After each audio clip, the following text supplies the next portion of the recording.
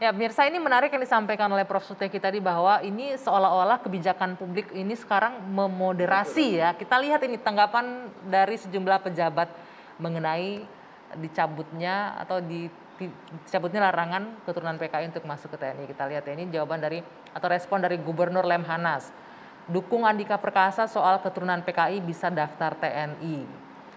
Oke, kemudian, wah ini politisi nih temannya Bung Mardhani nih, Fadlizon. Tidak ada larangan keturunan PKI daftar TNI, tapi perlu waspada. Oke.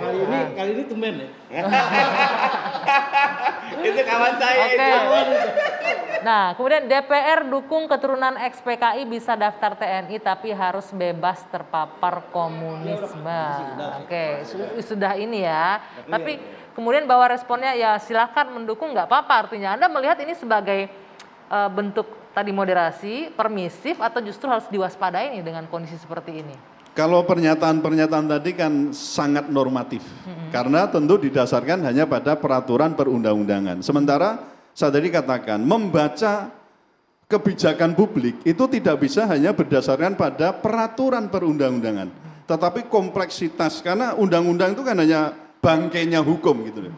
Di luar itu ada persoalan politik, persoalan sosiologis, persoalan agama, ada persoalan keamanan. Ini yang harus dipertimbangkan ketika seseorang mau menyatakan atau membuat sebuah kebijakan publik, termasuk Pak Andika itu. Nah, jadi dalam hal ini pernyataan tadi saya nilai itu adalah sangat normatif, dan menurut saya kebijakan publik yang akan diambil, termasuk tadi Pak Ponto sudah menyatakan itu, mungkin di level de jure memang tidak ada, ya memang kita temukan larangan anak keturunan PKI itu untuk mendaftar atau memasuki ke TNI. Tapi tadi saya katakan, atau saya tadi menyimpulkan dari Pak Ponto, itu berarti ada barrier, ada filter yang untuk menyaring dan memastikan bahwa TNI itu harus bersih dari komunisme. Mbak Radena sepakat juga kalau melihat ini mulai memoderasi ataupun sedikit permisif mengenai ini nih dengan pernyataan Pak Andika ini?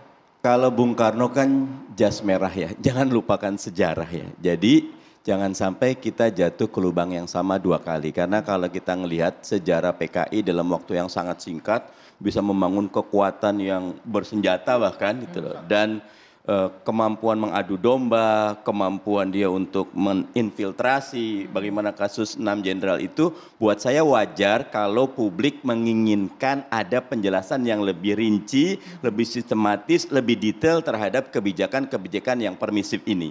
Walaupun tetap semua warga negara bersamaan kedudukannya di dalam hukum dan pemerintahan. Tapi kalau kita lihat kan jelas, penjelasan Pak Ponto juga jelas, bukan anak PKI-nya kok, bukan keturunannya, tapi pahamnya yang tidak boleh masuk ke tubuh TNI. Nah itu yang maksud saya penjelasan lebih lanjut dari apa yang disampaikan Jenderal Andika, bahwa ideologi hanya dapat dilawan oleh ide lainnya. Tidak bisa, kayak misal dites, ya kemampuan testing secanggih apapun tetap kalah, ide itu punya kaki. Tapi terbukti kata Pak Ponto nggak ada tuh yang masuk sampai saat ini di TNI yang paham ideologi Iya nanti pernyataan ini akan bisa dikontra oleh teman-teman yang pengamat militer katakan ya. Kalau saya tidak pada posisi ingin mengkonter itu, tetapi ide itu dilawan dengan ide yang lain. Dan karena itu perlu dengan adanya isu ini, Jenderal Andika atau TNI memberikan penjelasan yang lebih sistematis, yang lebih dalam untuk menyelesaikan trauma sejarah ini sehingga bangsa kita menjadi lebih dewasa dan maju ke depan. Oke, satu lagi sebelum ditutup, apa kalau Anda melihatnya resiko jika ada nih, kalau nih ya worst case skenario nih ada masuk di tubuh TNI, apa resiko terburuk kalau misalnya ada keturunan PKI masuk di TNI akhirnya? Ya, lagi-lagi TNI itu penjaga gerbang utama NKRI dan Pancasila kita. Dan sehingga kalau quote and unquote fondasinya rapuh ataupun berkarat, maka sangat berbahaya bagi keberadaan NKRI kita. Oke, Pak Ponto, dengan segala instrumennya TNI pasti bisa menjamin ya kekhawatiran ini tidak akan terjadi ya, bahwa oke boleh masuk pendaftaran tapi tidak akan lolos filternya, saringannya sangat rapat dan ketat gitu ya. Ya. Sudah bisa dijamin seperti itu? Bisa dijamin. Kan terbukti saya masuk tahun 73 kan sudah bebas itu. Sampai hari ini apakah ada? Kan tidak ada. Oke, jangan ambil yang lain-lain. Angkatan saya masuk tahun 73 itu aturan itu sudah berlaku. Lalu diperkuat 2004 kan. Nah sampai hari ini coba siapa yang muncul? Nggak ada kan. Dalam perjalanan nggak usah lihat ini siapa di belakang. Begitu lain-lain sendiri karena TNI itu kan homogen. Sangat homogen. Begitu ada sedikit saja orang Jawa bilang nyeleneh itu kelihatan sekali. Itu langsung geser. Anda tadi sempat bilang bahwa yang Anda termasuk orang salah satu yang membuat ya alat sistem deteksi itu ya Pak Ponto ya. Itu berbentuk alat, instrumennya apa? Ada dengan pertanyaan tertulis pertanyaan, apa? tanya jawab. Jadi ada pertanyaan, nanti ada pengamatan. Dalam pengamatan kan kita sudah punya yang diamati ini. Nanti apa pertanyaannya, apa ceritanya, apa jawabnya. Kalau ditanya ini jawaban spontannya apa, nah, itu bisa kelihatan itu.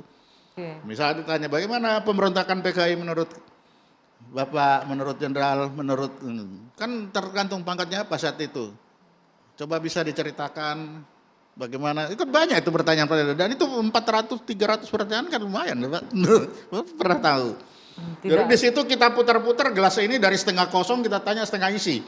Bingung dia kan. Nanti ujung-ujungnya kelihatan pembohongan, bohong. Oke, artinya nggak ada perlu kekhawatiran. Begitu bohong, ini bohong ya, seperti ada sesuatu yang disembunyikan, coret. Nah kan itu.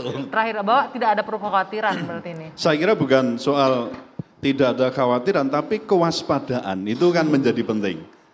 Karena memang bagaimanapun komunisme itu kan bertentangan dengan Pancasila, dengan agama Islam, kan jelas begitu. Jadi mestinya orang Indonesia itu kan tidak boleh berpaham komunisme.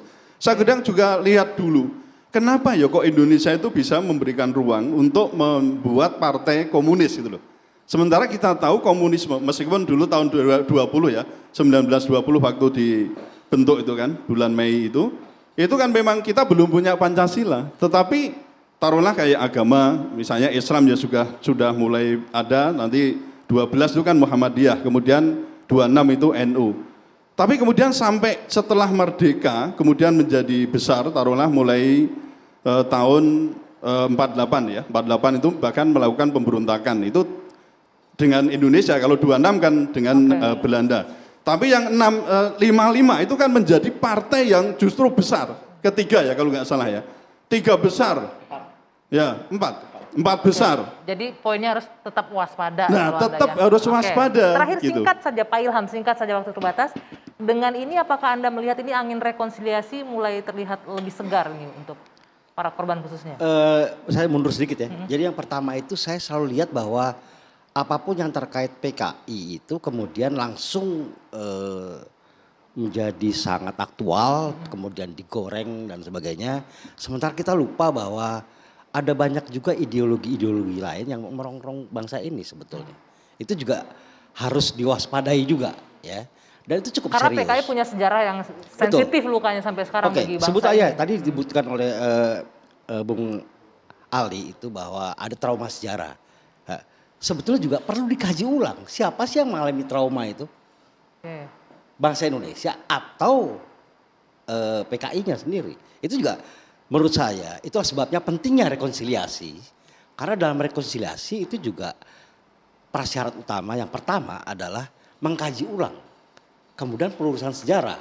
Kemudian ada public remorse. Baru kemudian ada rehabilitasi dan sebagainya. Urutannya kita kira begitu. Tapi poinnya begini bahwa sekali lagi ini mengingatkan bahwa rekonsiliasi nasional itu harus segera diwujudkan. Sesusah-susahnya lakukan sebaik-baiknya. Baik, sayang sekali waktu kita sudah habis. Bapak-bapak sekali lagi terima kasih, Pak Ponto terima kasih, Pak Ilham terima kasih, Bang Mardhani terima kasih, Prof. Suteki terima kasih. Mudah-mudahan apapun itu pernyataan dari Jenderal TNI kita berharap semua orang memang untuk mengakomodir bahwa semua orang punya hak yang sama. Tapi harga mati NKRI dan tidak ada ruang untuk komunis untuk bisa berkembang lagi di tanah air. Kita sepakat untuk satu hal itu ya. Saya Dwi Anggia, saya akhiri 2 sesi malam hari ini. Selamat malam, sampai jumpa.